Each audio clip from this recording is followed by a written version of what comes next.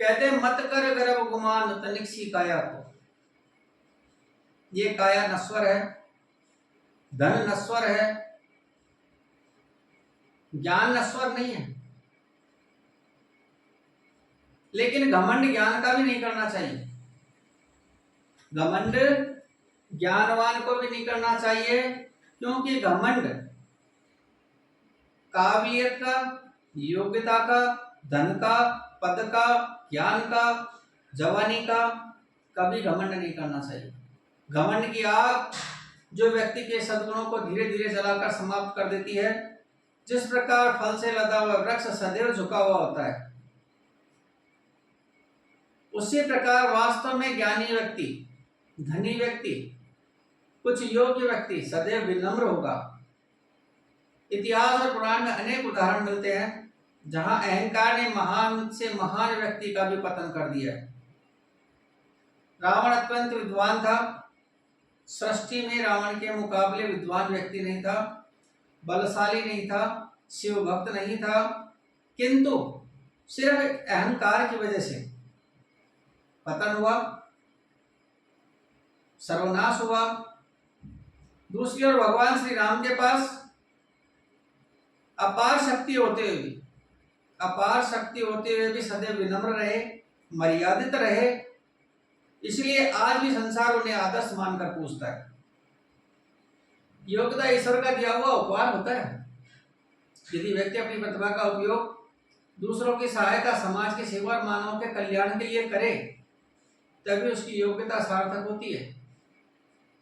घमंड में व्यक्ति दूसरों को अपनों से दूर कर देता है, और विनम्रता लोगों में प्रेम भावना पैदा करती, अपनापन पैदा करती, अजनबी आदमी को भी अपना बना लेती है। शेर जैसे जानवर को भी तलवे चाटने के लिए मजबूर कर देती है। लेकिन विनम्रता, पोलाइट, शील होना चाहिए, आत्मीयता होनी चाहिए। सफलता मिलने पर मनुष्य को घमंड आना स्वाभाविक है, मानव स्वभाव है। लेकिन गुरु का आशीर्वाद और माता पिता के संस्कार मनुष्य को संयमी बनाते हैं, धैर्यवान बनाते हैं, धीरजवान बनाते हैं, नम्रता सिखाते हैं, कृतज्ञता बनाए रखना सिखाते हैं, सच्ची महानता उपलब्धियों का प्रदर्शन करने में, डेमोन्स्ट्रेशन में नहीं कि मैं दिखावा करूं, मैं बहुत बड़ा आदमी बन गया हूं, क्या है, मैं बहुत बड़ा हूं साहब, ऐसा है वैसा है, कुछ नहीं। बल्कि उसकी महानता उसकी सरलता और सादगी में होती है। इंसान जितना सरल और सादगी से रहेगा, विनम्रता से रहेगा, सदैव जिंदगी में उन्नति करता रहेगा। इसलिए कहा गया कि विद्या ददाति विनयम, विनयम ददाति पात्रताम, विद्या विनयेन शोभते। अर्थात विद्या योग्यता की शोभा विनम्रता से बढ़ती है।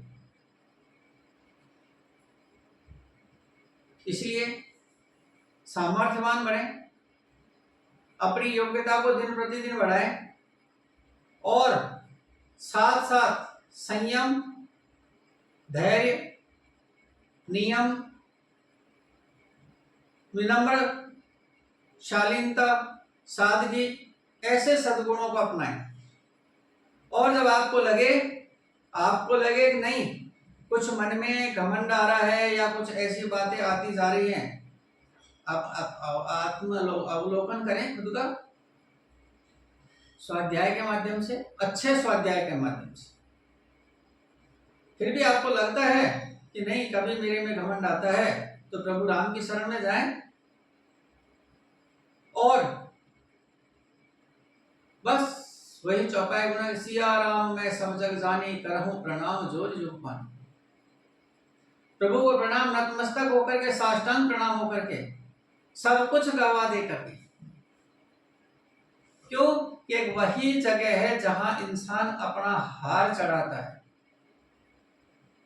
नहीं तो सब जगह विजय होने की बात करता है, नहीं मेरा वर्चस्व बना रहना चाहिए। लेकिन वही नहीं, उसी मंदिर में जाने के लिए जब वो माली की दुकान पे जाता है, पुष्प माला वाले की दुकान पे जाता है, तो कहता है भगवान के लिए सुंदर सा हार दो, मैं हार चढ़ा के आऊंगा।